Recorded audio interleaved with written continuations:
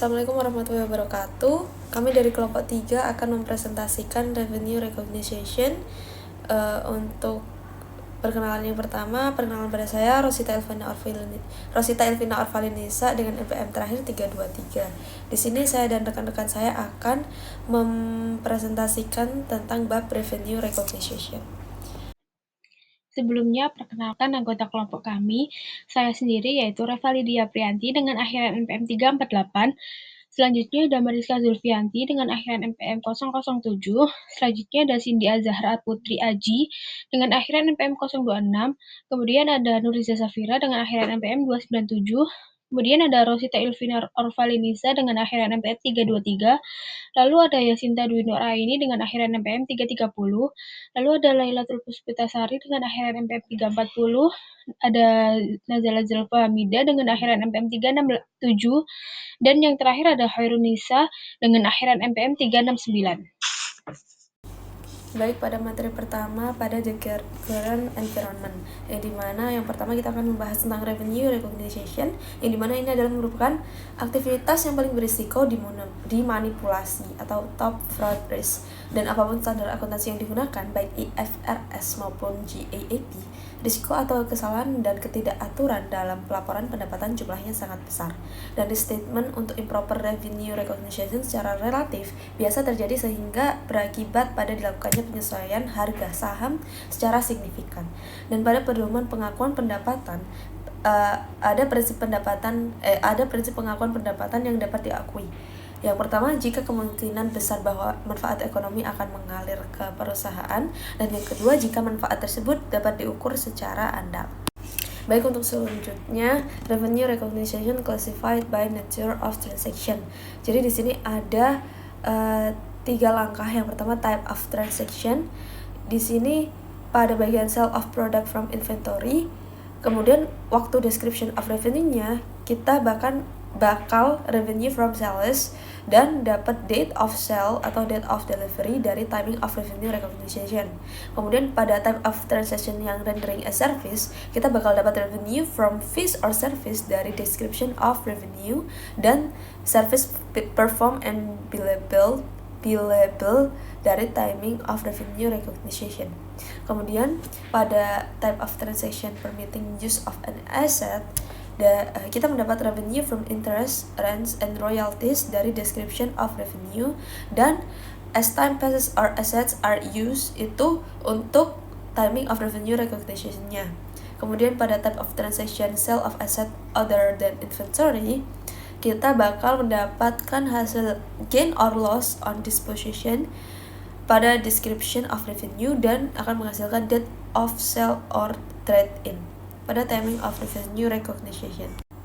Kemudian penyimpangan dari dasar penjualan, yang dimana pengakuan lebih awal diperkenankan jika high kepastian yang tinggi tentang jumlah pendataan yang diperoleh, dan pengakuan boleh ditunda jika ada 2 kemungkinan. Yang pertama, derajat ketidakpastian jumlah pendapatan atau cost sangat tinggi, atau yang kedua, penjualan tidak menggambarkan selesainya proses laba. Baik, untuk revenue recognition at point of sale, di sini ada pengukuran pendapatan penjualan, yang dimana pendapatan harus diukur sebesar fair value yang diperkirakan akan diterima atau piutang dagang. Yang pertama ada trade discount atau volume rebates, harus mengurangi jumlah uang akan diterima atau piutang dan pendapatan. Kemudian yang kedua, jika pembayaran ditunda, maka penjual harus menetapkan tingkat bunga untuk selisih antara kas atau kas ekuivalen dan jumlah yang ditunda pembayarannya. Baik, untuk materi selanjutnya akan dijelaskan oleh rekan saya. Saya Nazala Zulfa Hamida, NPM 367 akan membahas mengenai soal yang ada di PPT tersebut. Jadi, Samsung Company itu memberi diskon 3% kalau ada pelanggan membeli produk yang lebih dari 2 juta dalam 1 tahun. Jadi pada 31 Maret 2019, Samsung menjual $700.000 ke Arctic. Berdasarkan pengalaman sebelumnya, Arctic selalu membeli lebih dari 3 juta tiap tahun, yang artinya kemungkinan besar diskon akan diberikan. Jadi jawabannya itu karena diskon hampir pasti terjadi, penjualan harus langsung diakui atau neto sudah dikurangi dengan diskon. Jadi perhitungannya itu 700.000 dikurangi 3% kali 700.000 sama dengan 679. Jadi jurnal pada 31 Maret itu piutang dagang 679.000 pada penjualan kredit 679.000. Selanjutnya soal yang kedua itu Samsung Company memberi syarat kalau ada pelanggan membeli minimal 2 juta dalam setahun mereka dapat diskon 3%. Pada 31 Maret 2011, Samsung sudah menjual 700.000 ke Arctic. Berdasarkan pengalaman sebelumnya, Arctic hampir pasti akan mencapai 2 juta dolar dalam setahun. Diskon 3% dianggap pasti. Jadi perhitungannya itu 3% dikali 700.000 dolar, hasilnya itu 21.000 dolar. Maka pendapatan yang diakui itu 700.000 dolar min 21.000 dolar sama dengan 679.000 dolar. Jurnalnya itu pada debitnya pada kas 679.000 dan kreditnya pada piutang dagang 679.000. Jadi intinya itu pendapatan dicatat sebesar nilai bersih setelah potongan volume yang hampir pasti akan diberikan, sehingga revenue recognition-nya itu 679.000 dolar. Selanjutnya pada soal nomor 3 ini, ada dua kemungkinan berlakunya tergantung apakah diskon diberikan atau tidak. Jadi jika diskon dianggap pasti atau perkiraan tercapai, itu perusahaan mengakui pendapatan neto saat penjualan. Perhitungannya itu 3% kali 700.000 dolar sama dengan 21.000 dolar. Jadi pendapatan yang diakui itu 700.000 min 21.000 dolar, hasilnya 679 dolar. Selanjutnya jika jurnal saat penjualan atau pengakuan pendapatan itu debit kas atau piutang sebesar 679.000 dolar, kreditnya pada penjualan atau piutang dagang sebesar 679.000 dolar. Selanjutnya jika diskon tidak diperkirakan atau pelanggan mungkin gagal memenuhi threshold. Jadi saat pembayaran diterima, mencatat penerimaan penuh dan dipisahkan jumlah diskon sebagai beban atau kontra. Jadi jurnalnya itu pada debit kas sebesar 700.000 dan pada kredit piutang dagang sebesar 679.000 dolar. Kredit potongan penjualan atau beban potongan itu sebesar 21.000 dolar. Artinya pendapatan awal tetap dicatat penuh sebesar 700.000 dolar sampai di bawah potongan harus diberikan, lalu pada saat potongan bisa dicatat terpisah. Jadi intinya kalau diskon diperkirakan atau terlalu mungkin kurangi pendapatan sekarang 679.000 dolar. Kalau tidak diperkirakan catat pendapatan penuh lalu akui potongan terpisah saat terjadi.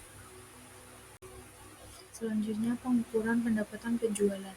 Pengukuran pendapatan penjualan itu jika sebuah transaksi penjualan melibatkan financing arrangement, nilai wajar ditentukan dengan mendiskontokan pembayaran dengan menggunakan imputed interest rate. Imputed interest rate dapat ditentukan lebih jelas menggunakan yang pertama ada prevailing rate untuk instrumen sejenis dengan kredit rating yang sama atau tingkat bunga diskonto nilai nominal instrumen harga barang atau jasa sekarang. Selanjutnya ada pengakuan pendapatan penjualan. Jadi, pendapatan dari penjualan barang akan diakui jika kondisi di bawah ini terpenuhi. Yang pertama, perusahaan telah mentransfer kepemilikan barang kepada pembeli. Yang kedua, perusahaan tidak lagi mempertahankan berbagai hal yang biasanya dilakukan oleh pemilik barang. Yang ketiga, jumlah pendapatan dapat diukur secara jelas. Yang keempat, kemungkinan besar ada manfaat ekonomi yang mengalir ke perusahaan. Dan yang terakhir ada cost yang terjadi atau diperhitungkan itu dapat diestimasi secara jelas. Selanjutnya ada contoh kasus dari build and wholesale.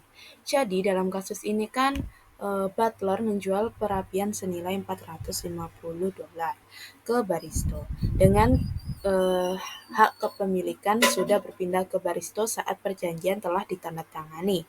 Nah, tetapi barang ini tuh masih disimpan di gudang Butler sampai toko Baristo ini siap.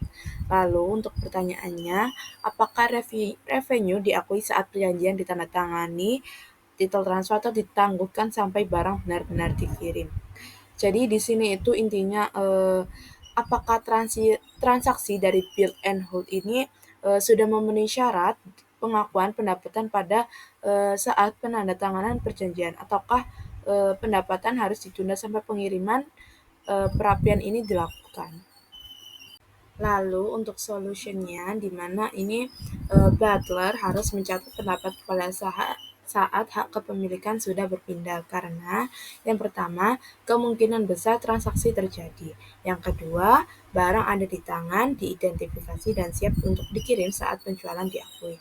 Yang ketiga, barista memberitahu penundaan pengiriman, dan yang terakhir adanya kesepakatan pembayaran.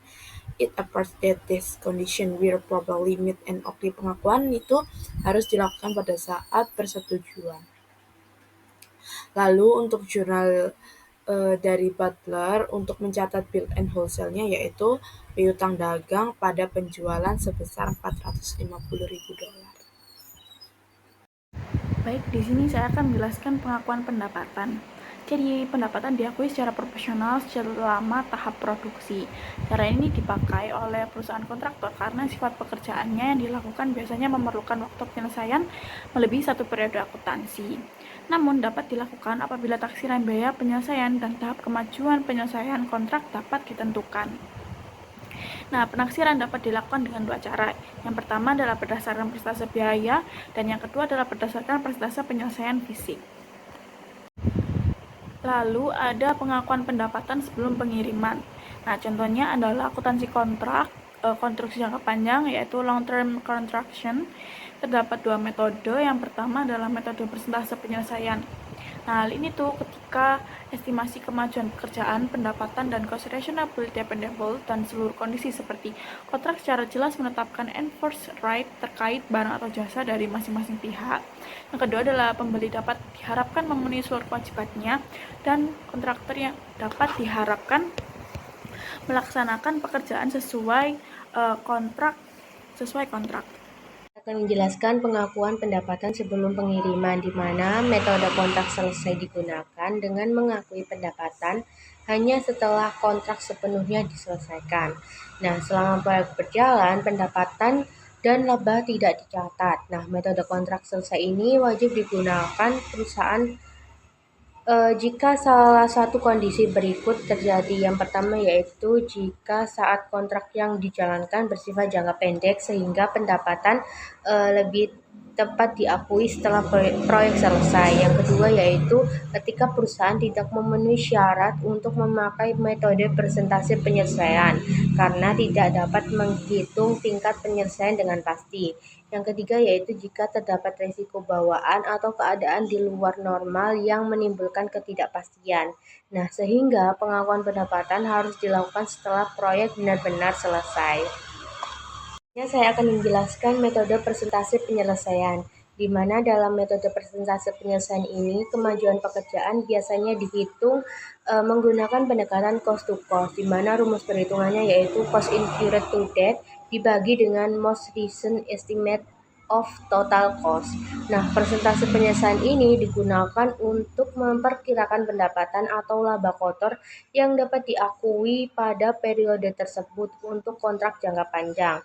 Nah, dengan demikian pengakuan pendekatan pendapatan dilakukan secara bertahap mengikuti kemajuan pekerjaan. Jelaskan contoh metode persentase penyelesaian, di mana ada contoh PT Virginia menandatangani kontrak yang dimulai pada bulan Juli 2008 untuk membuat jembatan dengan nilai kontrak sebesar 9 miliar. Nah, pekerjaan ini diharapkan selesai pada bulan Oktober 2010 dengan taksiran biaya 8 miliar. Nah, pada akhir tahun 2009, taksiran biaya penyelesaian naik menjadi 8 miliar 100 juta rupiah. Nah, berikut ini data lainnya yang berkaitan dengan kontrak tersebut. Biaya pada tahun 2018 yaitu 2 miliar, pada tahun 2009 5 miliar 832 juta rupiah, pada tahun 2010 8 miliar 100 juta rupiah. Nah, untuk taksiran biaya penyelesaian sisa konstruksi pada tahun 2008 yaitu 6 miliar, pada tahun 2009 yaitu 2 miliar 268 juta rupiah, pada tahun 2010 nol. Untuk tagihan kontrak pada 2008 yaitu 1 miliar 800 juta rupiah, pada tahun 2009 4 miliar 800 juta rupiah, pada tahun 2010 2 miliar 400 juta rupiah. Nah, untuk kas yang diterima pada 2008 yaitu 1.500.000.000 rupiah, pada tahun 2009 3 miliar 500 juta rupiah, pada tahun 2010 yaitu 4 miliar. Akan menjelaskan perhitungan persentase penyelesaian, di mana harga kontrak pada tahun 2008 yaitu 9 miliar, pada tahun 2009 yaitu 9 miliar, pada tahun 2010 yaitu 9 miliar. Untuk taksiran biaya yaitu biaya yang dikeluarkan pada tahun 2008 yaitu 2 miliar, pada tahun 2009 yaitu 5 miliar 832 juta rupiah, pada tahun 2010 yaitu 8 miliar 100 juta rupiah.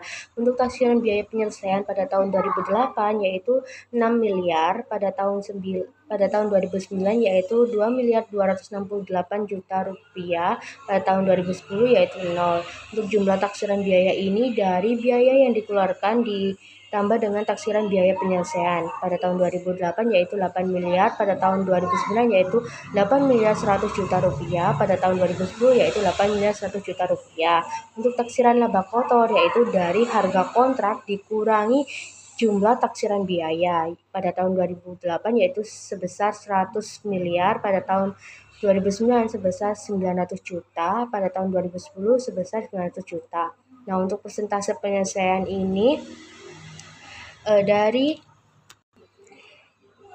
dari biaya yang dikeluarkan dibagi dengan jumlah taksiran, di mana pada tahun 2008 yaitu 25%, pada tahun 2009 yaitu 72%, pada 2010 yaitu 100%.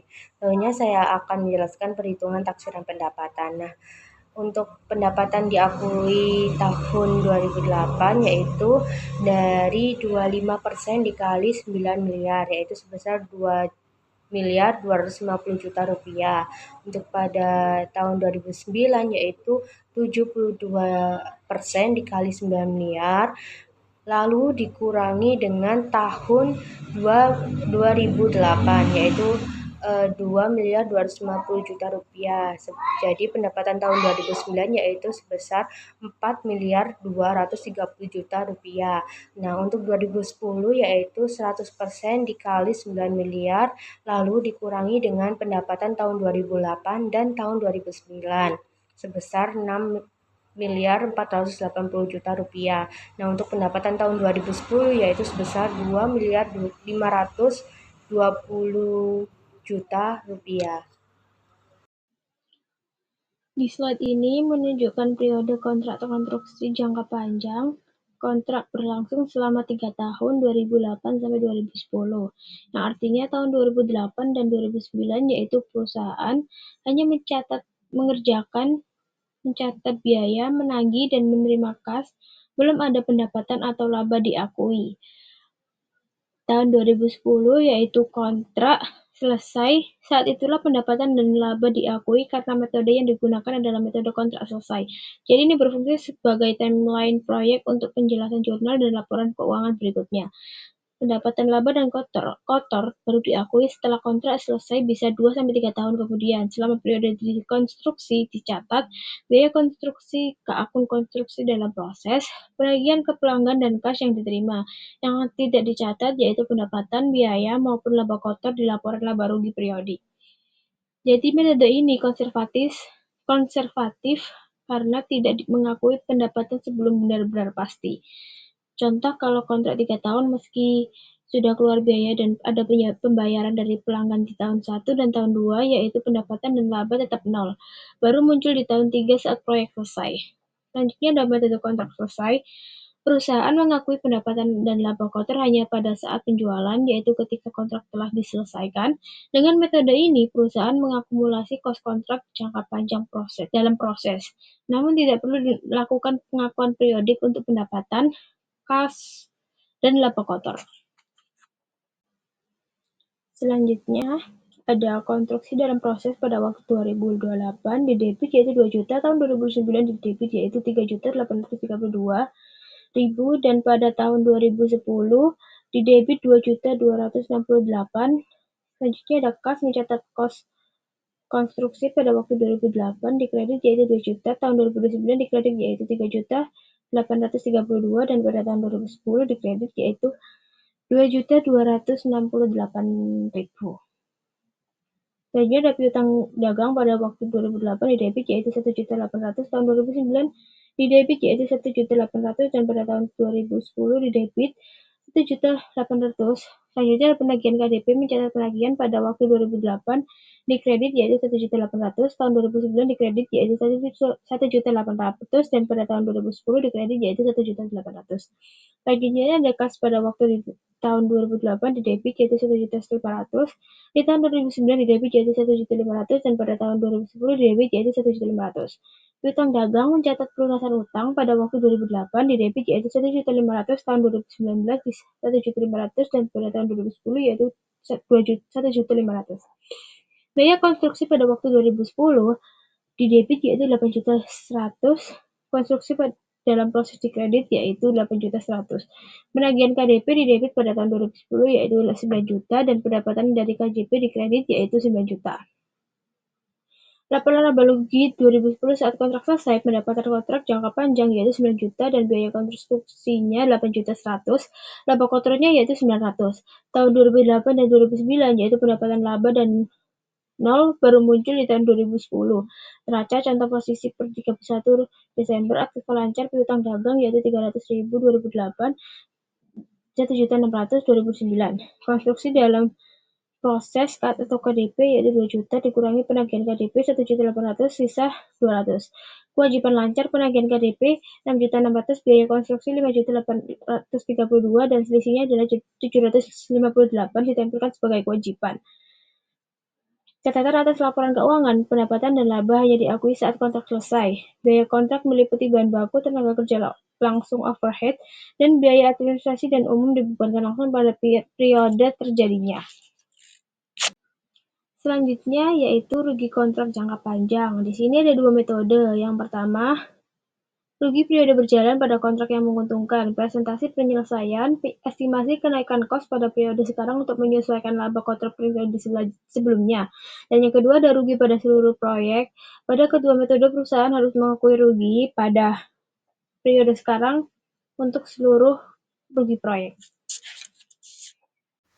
Saya Nuril Safira dengan NPM akhir 297. Di sini saya akan menjelaskan contoh dari rugi kontrak kerja jangka panjang. Contohnya yaitu PT Virini yang menandatangani kontrak yang dimulai pada bulan Juli 2008 untuk membuat sebuah jembatan dengan nilai kontrak sebesar 9 miliar. Pekerjaan ini diharapkan selesai pada bulan Oktober tahun 2010 dengan taksiran biaya sebesar 8 miliar. Pada akhir tahun 2009, taksiran biayanya penyelesaian naik menjadi 8,769.924 miliar. Berikut datanya yaitu yang tertera pada tabel. Kemudian yaitu perhitungan persentase penyelesaian. Di sini terdapat harga kontraknya yaitu untuk 3 tahun ini yaitu sama 9 miliar. Dan kemudian ada kita cari taksiran biaya. Taksiran biaya ini didapat dari biaya sampai dengan tahun berjalan, kemudian ditambah dengan taksiran biaya penyelesaian. Tahun 2008 biaya sampai dengan tahun berjalan ini yaitu 2M, dan taksiran biaya penyelesaiannya yaitu 6M. Maka jumlah taksiran biaya pada tahun 2008 ini yaitu 8M. Dan pada tahun 2009 jumlah taksiran biayanya yaitu 8,769.924 M. Dan pada tahun 2010 yaitu 8,769.924 M. Nah, kemudian untuk taksiran laba kotor. Taksiran laba kotor pada tahun 2008 yaitu 1M, pada tahun 2009 yaitu 230.076, dan pada tahun 2010 yaitu 230.076. Nah, untuk mencari persentase penyelesaian yaitu dengan membagi biaya sampai dengan tahun dengan jumlah taksiran biaya yang kemudian dikalikan dengan 100%. Pada tahun 2008 yaitu 25%, pada tahun 2009 66,5%, dan tahun 2010 yaitu 100%. Kemudian ada perhitungan taksiran pendapatan. Pendapatan diakui pada tahun 2008 yaitu 25% dikalikan dengan 9 juta menghasilkan 2,2.250.000. Kemudian tahun 2009 yaitu 6,65% dikalikan dengan 9 juta yakni menghasilkan 5.985.000 yang kemudian dikurangi dengan pendapatan pada tahun 2008 yaitu 2.225.000 yang menghasilkan pendapatan tahun 2009 ini yaitu 3.735.000 dan untuk tahun 2010 nya yaitu 100% dikalikan dengan 9 juta yang menghasilkan 9 juta yang kemudian dikurangi pada dengan pendapatan tahun 2008 dan tahun 2009 yang totalnya yaitu 5.985.000 yang dimana pendapatan tahun 2010 ini menghasilkan 3.015.000. Selanjutnya yaitu perhitungan taksiran laba kotor.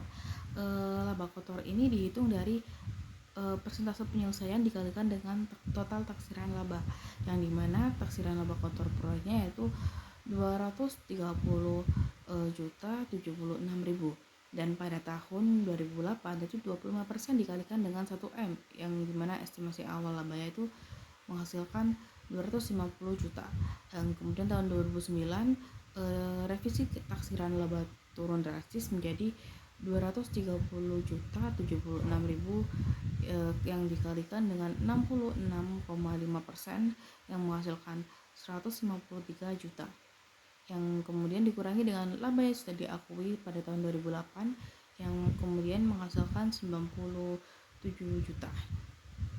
Dan pada tahun 2010 perhitungannya itu 100% dikalikan dengan 230.076.000 yang menghasilkan 230.076.000 yang kemudian dikurangi dengan laba yang telah diakui pada tahun 2008 dan tahun 2009, maka labanya menghasilkan 77.076.000. Selanjutnya yaitu rugi pada kontrak menguntungkan.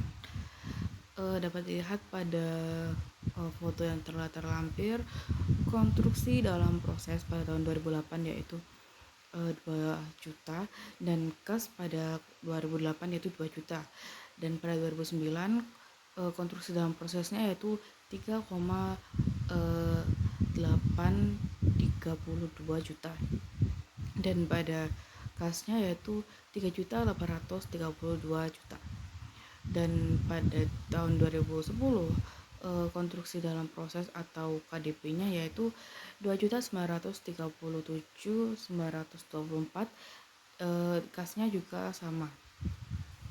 Kemudian jurnal yang kedua itu ada piutang dagang dan ada penagihan KDP tahun 2008 sebesar 1,8 juta, tahun 2009 4,8 juta dan tahun 2010 2,4 juta. Kemudian ada kas piutang dagang pada tahun 2008 yaitu 1,5 juta. Kemudian tahun 2009 yaitu 3.500.000, tahun 2010 4 juta. Dan kemudian ada biaya konstruksi pada KDP. Nah, ini terdapat pada tahun 2010 saja sebesar 8.769.924. Kemudian penagihan KDP-nya pada tahun 2010 yaitu 9 juta dan pendapatan dari KJP yaitu 9 juta. Assalamualaikum warahmatullahi wabarakatuh. Perkenalkan, nama saya Carunisa. Saya dari NBM akhir di tahun 9. Jadi di sini saya akan melanjutkan penjelasan dari rekan saya, yaitu di bagian perhitungan taksiran laba kotor. Jadi untuk mencari laba di tahun tersebut itu kita harus mencari dulu persentase penyelesaian dengan taksiran laba kotornya di tahun tersebut. Nah, jadi sudah diketahui di slide sebelumnya untuk persentase penyelesaian di tahun 2008 itu sebesar 25%, terus dikali dengan taksiran laba kotornya di tahun 2008 itu sebesar 100 juta. Nah, untuk hasilnya sendiri yaitu 250.000 untuk laba di tahun 2008, jadi hasilnya 250.000. Nah, untuk di tahun 2009 itu persentase penyelesaiannya sebesar 72%, yaitu dikali dengan taksiran laba kotornya di tahun 2009 sebesar 900.000. Untuk hasilnya sendiri itu sebesar 648.000. Nah, untuk laba yang udah diakui di tahun 2008 tadi itu sebesar 250. Untuk mencari laba di tahun 2009 itu kita kurangkan dengan laba kotor yang sudah diakui di tahun 2008. Jadi hasil dari persentase penyelesaian dikali dengan taksiran laba kotor di tahun 2009 itu dikurangkan dengan laba kotor yang sudah diakui di tahun 2008, yaitu sebesar 250. Untuk hasil sendiri itu sebesar 358.000. Itu laba di tahun 2009. Selanjutnya di tahun 2010 yaitu diketahui persentase penyelesaiannya sebesar 100% dikali dengan 900.000 itu taksiran laba kotornya. Untuk hasilnya sendiri itu sebesar 900.000. Nah, untuk mencari laba tahun 2010 itu kita kurangkan hasil yang tadi itu dengan laba di tahun 2008 dan 2009, yaitu 648. Untuk laba di tahun 2010 itu hasilnya adalah 252. Selanjutnya untuk jurnalnya sendiri itu mencatat kos konstruksi yaitu di tahun 2008 untuk akunnya adalah konstruksi dalam proses pada gas yaitu sebesar 2 juta. Nah, untuk di tahun 2009 sama akunnya cuman beda di jumlahnya atau angkanya yaitu sebesar 383.832.000. Di tahun 2010 sebesar 2.268.000. Nah, untuk selanjutnya mencatat penagihan yaitu akun di tahun 2008 akunnya adalah piutang dagang pada penagihan KDP atau kerja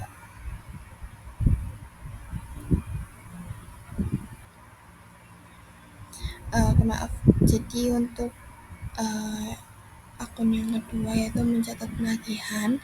Jadi untuk akunnya sendiri itu piutang dagang pada penagihan KDP. KDP ini adalah konstruksi dalam proses. Untuk jumlahnya sendiri di tahun 2008 itu sebesar 1.800.000, untuk di tahun 2009 sebesar 4.800.000 dan untuk di tahun 2010 sebesar 2.400.000. Selanjutnya untuk mencatat pelunasan piutang itu akunnya adalah kas kepada piutang dagang, itu di tahun 2008 sebesar 1.500.000, di tahun 2009 sebesar 3.500.000 dan di tahun 2010 sebesar 4 juta. Selanjutnya untuk mencatat selanjutnya itu untuk mengakui pendapatan dan beban konstruksi atau laba kotor itu akunnya adalah konstruksi dalam proses biaya konstruksi pada pendapatan KJP. Untuk konstruksi untuk akun konstruksi dalam proses di tahun 2008 yaitu sebesar 250.000. Untuk akun biaya konstruksi di tahun 2008 sebesar 2 juta pada pendapatan KJP sebesar 2.250.000. Nah, untuk KJP sendiri itu singkatan dari konstruksi jangka panjang. Untuk di tahun 2009 sama, untuk di KDP itu sebesar 398.000. Untuk biaya konstruksinya 3.832.000, pada pendapatan KJP-nya 4.230.000. Untuk di tahun 2010 itu sebesar 252.000 itu KDP-nya. Untuk biaya konstruksinya sebesar 2.268.000, pada pendapatan KJP sebesar 2.520.000. Nah, selanjutnya untuk penagih di penagihan KDP ini sebesar 9 juta. Nah, 9 juta itu dari mana? Nah, 9 juta itu dari data penagihan KDP ini di tiap tahunnya. Jadi di tahun 2008 itu sebesar 1.800.000, di tahun 2009 sebesar 4.800.000, dan di tahun 2010 sebesar 2.400.000. Maka dijumlahkan totalnya adalah 9 juta. Nah, untuk kenapa ditaruh di sisi KDP? Karena kan akun ini tuh berfungsi sebagai akun kontra terhadap konstruksi dalam proses atau KDP. Nah, KDP ini menunjukkan total progres pekerjaan, yaitu biaya ditambah dengan laba kotor. Nah, penagihan KDP ini tuh menunjukkan total nilai yang sudah ditagih. Jadi intinya 9 juta ini bukan angka baru, tapi akumulasi dari penagihan di tahun 2008, 2009, dan 2010. Nah, fungsinya itu untuk menunjukkan total kontrak yang sudah ditagih ke pemilik proyek sampai proyek itu selesai. Selanjutnya saya akan menjelaskan di akun besar atau akun besar dalam bentuk seperti akun T. Jadi di dalam akun konstruksi dalam proses itu di sisi kiri itu debit, yaitu diisi dengan kos atau biaya konstruksi dan laba kotor yang diakui di tiap tahunnya. Contohnya di tahun 2008 kosnya adalah 2 miliar, ditambah dengan laba kotornya adalah 250 juta. Terus di tahun 2009 kosnya adalah 3.832 juta, ditambah dengan labanya 398 juta. Terus di tahun 2010 kosnya itu adalah 2.268 juta, labanya terus ditambah dengan labanya sekitar 252 juta.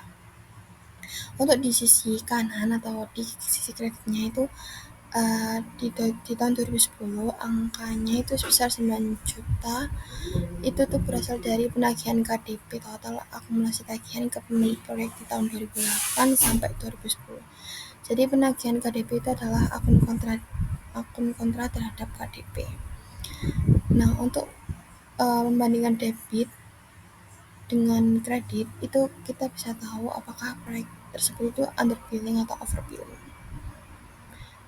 Selanjutnya di akun piutang dagang itu di tahun 2008 di sisi bagian kiri atau di sisi debit itu penagihan ke pemilik proyek yaitu sebesar 1.800.000 rupiah. Untuk di tahun 2009 sebesar 4.800.000 rupiah. Untuk di tahun 2010 sebesar 2.400.000 rupiah. Untuk di sisi kanannya atau di sisi kreditnya itu terkait pelunasan piutang oleh pemilik proyek atau pembayaran kas yang diterima itu di tahun 2008 sebesar 1.500.000 rupiah. Di tahun 2009 sebesar 3.500.000 rupiah, dan di tahun 2010 sebesar 4 miliar. Terus, nah untuk mengetahui selisih debit dan kredit ini tuh untuk mengetahui saldo piutang yang masih belum dibayar di akhir tahun. Selanjutnya di akun biaya konstruksi yaitu di bagian sebelah kiri. Nah, di biaya konstruksi itu menunjukkan jumlah biaya yang benar-benar dikeluarkan oleh perusahaan kontraktor untuk membangun proyek pada tiap tahun 2008 sampai 2010. Nah, contohnya di tahun 2008 itu keluar biaya konstruksinya sebesar 2 miliar.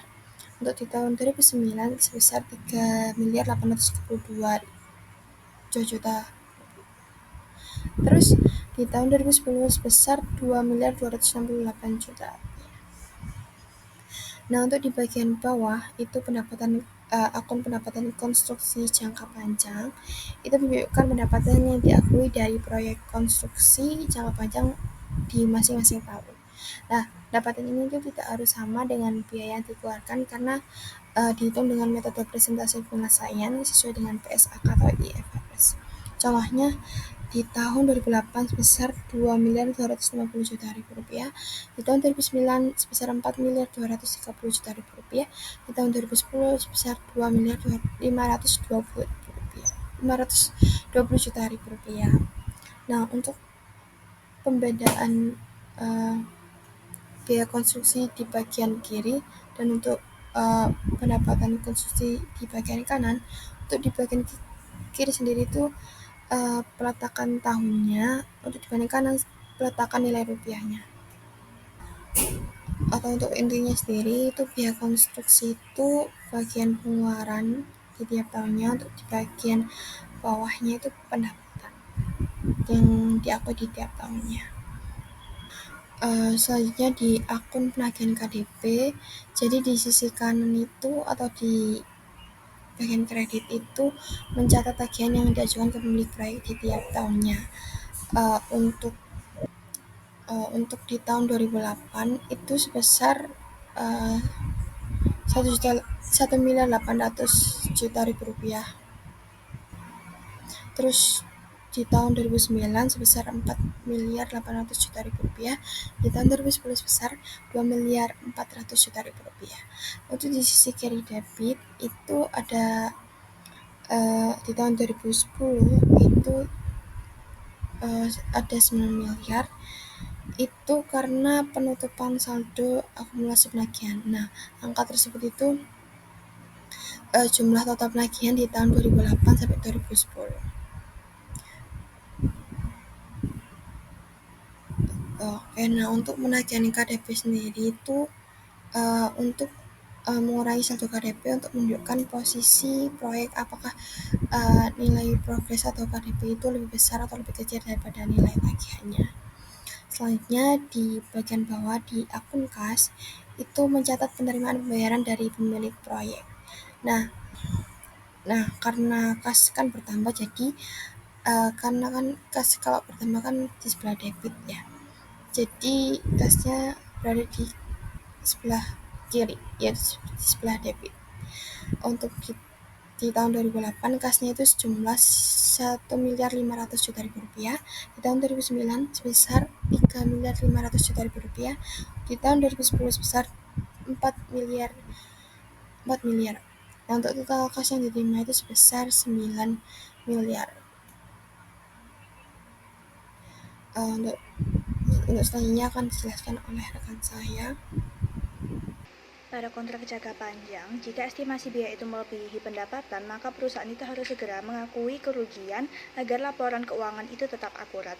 Dalam studi kasus yang sudah saya tampilkan, PT Virginia itu menandatangani kontrak pembangunan jembatan senilai 9 miliar dengan perkiraan biaya awal adalah 8 miliar, di mana pada 2008 biaya yang dikeluarkan sebesar 2 miliar dengan tagihan 1.800.000.000 dan kas yang diterima 1.500.000.000. Namun pada 2009 estimasi biaya naik menjadi 9.112.500.000.000 sehingga proyek yang awalnya menguntungkan akan merugikan. Di sini saya akan membahas 3 perhitungan yang dilakukan pada metode percentage of completion, di mana dalam metode ini akan mengakui pendapatan proyek secara proporsional sesuai persentase penyelesaian, yaitu perbandingan antara biaya yang sudah dikeluarkan dengan estimasi total biaya proyek. Jadi pada tahun 2008, biaya yang dikeluarkan kan sebesar 2 miliar, dari estimasi totalnya adalah 8 miliar, sehingga persentase penyelesaiannya adalah sebesar 25%. Pada 2009, biaya kumulatifnya akan meningkat menjadi 5.832 juta, sehingga persentasenya akan menjadi 64%. Revisi ini juga akan mengubah proyeksi laba menjadi kerugian sebesar 112.500.000. pada 2010 karena proyeknya kan sudah selesai sepenuhnya sehingga persentase penyelesaiannya adalah 100%. Lalu perhitungan yang kedua adalah taksiran pendapatan yang diakui tiap tahun, di mana pada metode ini pendapatan akan diakui proporsional sesuai persentase penyelesaian dengan pendapatan tahunan dihitung sebagai selisih pendapatan kumulatif saat ini dan tahun sebelumnya. Pada studi kasus yang kita bahas, diketahui bahwa total kontrak proyeknya ke 9 miliar. Pada 2008 persentase penyelesaiannya sebesar 25%, jadi pendapatan kumulatifnya adalah 2 miliar 250 juta. Pada 2009 persentase penyelesaian kan 64%, sehingga pendapatan kumulatifnya adalah 5 miliar 760 juta. Namun untuk pendapatan di tahun 2009-nya saja yaitu sebesar 3 miliar 510 juta. Cara perhitungan yang sama itu diaplikasikan ke tahun 2010 sehingga didapatkan pendapatan tahun 2010 adalah 3 miliar 240 juta. Dan yang ketiga ada perhitungan taksiran laba rugi kotor dan implikasi rugi, di mana perhitungannya yaitu pada tahun 2008 proyeksi kan diperkirakan menghasilkan laba sebesar 1 miliar. Sehingga laba yang diakui berdasarkan persentase penyelesaian 25% adalah 250 juta. Namun pada tahun 2009 estimasi biaya proyek kan meningkat sehingga akibatnya pengakuan rugi pada tahun 2009 itu menjadi kombinasi pembalikan dari laba sebelumnya dan pencatatan adanya rugi baru. Sehingga total efek terhadap laba rugi adalah rugi bersih sebesar 362.500.000. Karena rugi itu sudah diakui sepenuhnya di tahun 2009, maka tidak ada penyesuaian laba atau rugi di tahun 2009. Baik, selanjutnya saya akan melakukan perbandingan antara jurnal saat kita menggunakan metode percentage of completion dan menggunakan metode kontrak selesai atau complete contract, di mana metode percentage of completion sendiri itu mencatat transaksi proyek dalam 3 langkah utama. Yang pertama adalah biaya konstruksi yang dicatat dengan mendebit akun construction in progress dan mengkredit akun cash atau account payable. Kedua adalah tagihan ke pemilik proyek yang dicatat sebagai account receivable pada progress billing. Yang ketiga adalah penerimaan kas dengan mendebit akun cash dan mengkredit akun accounts receivable. Selanjutnya, pendapatan dan laba kan diakui sesuai persentase penyelesaian.